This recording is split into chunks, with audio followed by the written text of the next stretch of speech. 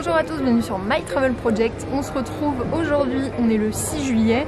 J'ai fini mon premier vlog en Asie ce matin et là je suis de retour à l'aéroport de Changi, donc à Singapour, parce que je ne reste pas à Singapour pour l'instant. Je visiterai Singapour à la fin de mon voyage.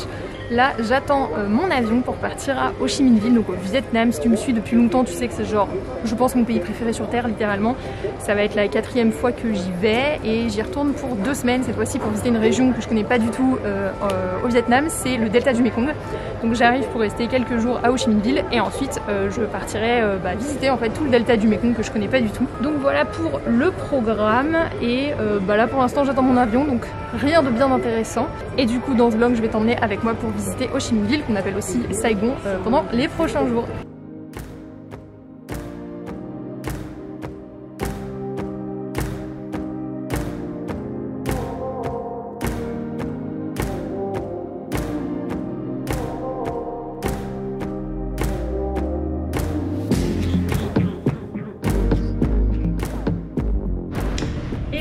On se retrouve aujourd'hui pour cette première journée à Ho Chi Minh Ville. Donc là je suis en train de descendre mon hôtel.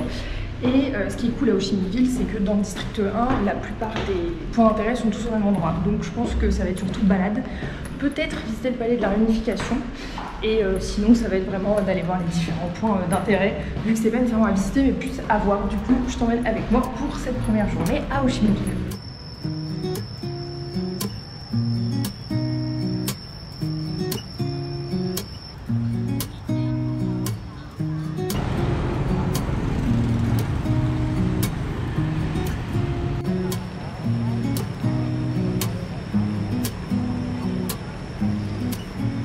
Donc là je suis au palais de la réunification d'Ho Chi Minh Ville, je me suis mis sur un petit balcon histoire de parler. C'est selon moi l'un des endroits à voir vraiment à Ho Chi Minh Ville. J'ai déjà fait d'autres musées à Ho Chi Minh Ville mais je trouve que le palais de la réunification c'est quand même le plus intéressant puisque tu en apprends vraiment beaucoup sur l'histoire du Vietnam, sur la guerre du Vietnam aussi, sur l'histoire d'Ho Chi Minh Ville, enfin je trouve ça hyper intéressant. Par contre c'est un peu une architecture soviétique donc faut aimer, perso c'est pas trop mon style. Mais c'est vraiment très cool à visiter. L'entrée par adulte c'est genre 40 000 dong donc c'est quand même pas très cher. Et voilà, et par contre j'ai chaud, je suis de partout. Genre vraiment si tu me vois genre toute luisante c'est normal. Ça va être comme ça pendant les 2 prochains mois et demi.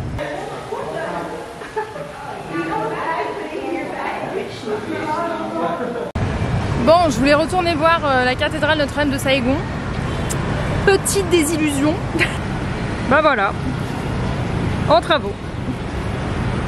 En soi c'est pas très grave dans le sens où genre je l'ai déjà vu pas en travaux mais c'était un peu l'occasion de retourner la voir. Et bon c'est pas grave, mais il y a la poste centrale juste à côté et ça pour le coup je vais faire un tour parce que c'est un bâtiment qui est vraiment super beau.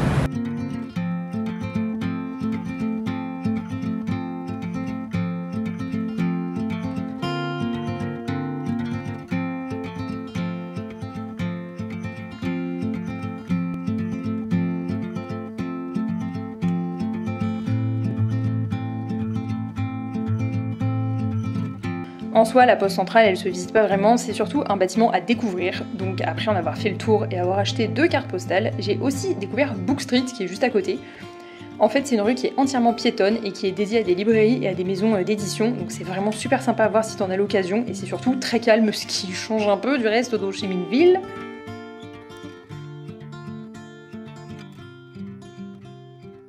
Du coup, dernière étape de la journée, je suis allée voir la statue d'Ho Chi Minh, je l'avais encore jamais vue.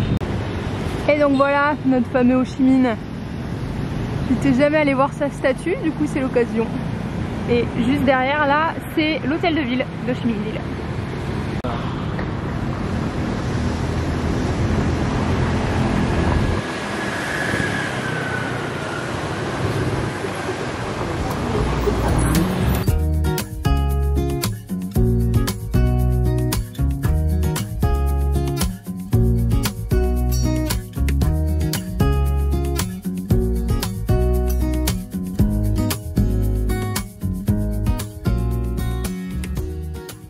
On se retrouve pour ce 2e jour à Ho Chi Minh Ville. Il est 10h20 du matin et on va bientôt partir à la station de bus pour aller réserver un bus tout simplement, enfin un billet de bus pour partir à Can Tho. Donc Can Tho c'est dans le delta du Vietnam.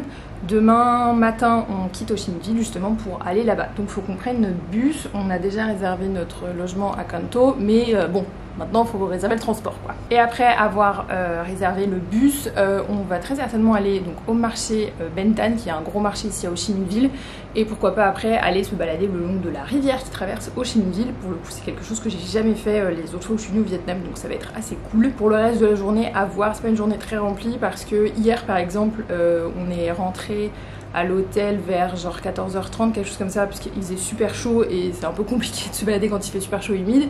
Et ensuite la mousson a frappé pendant bien 2h, 2h30, donc forcément dans ces cas-là c'est un peu compliqué de sortir et de visiter. Donc je pense que je vais faire un peu au feeling en fonction de si la mousson frappe encore aujourd'hui ou pas. Donc voilà pour le programme aujourd'hui. Et puis voilà, je t'abonne avec moi.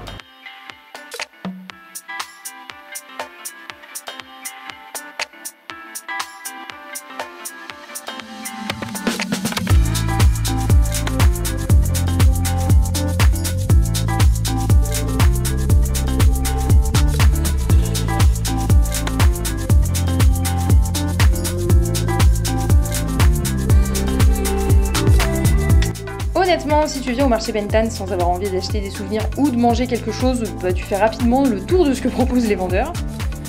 Par contre, c'est vraiment un endroit à découvrir au moins une fois selon moi, juste pour l'ambiance et la diversité.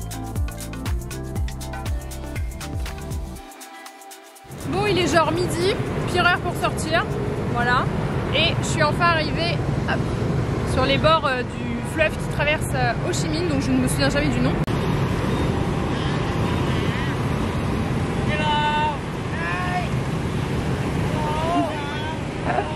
Il me faut trop rire.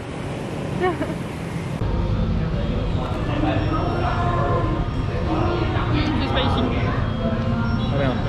C'est pas grave.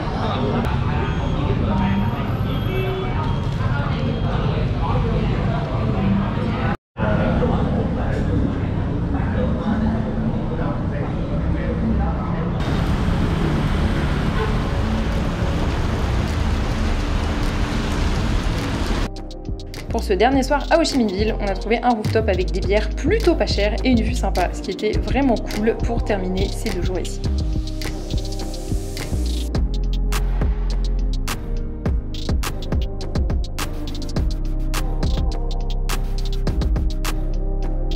Hello hello, on se retrouve, je ne suis plus à Ho Chi Minh Ville, ça doit se voir derrière moi et peut-être avec le vent parce qu'il y a beaucoup de vent.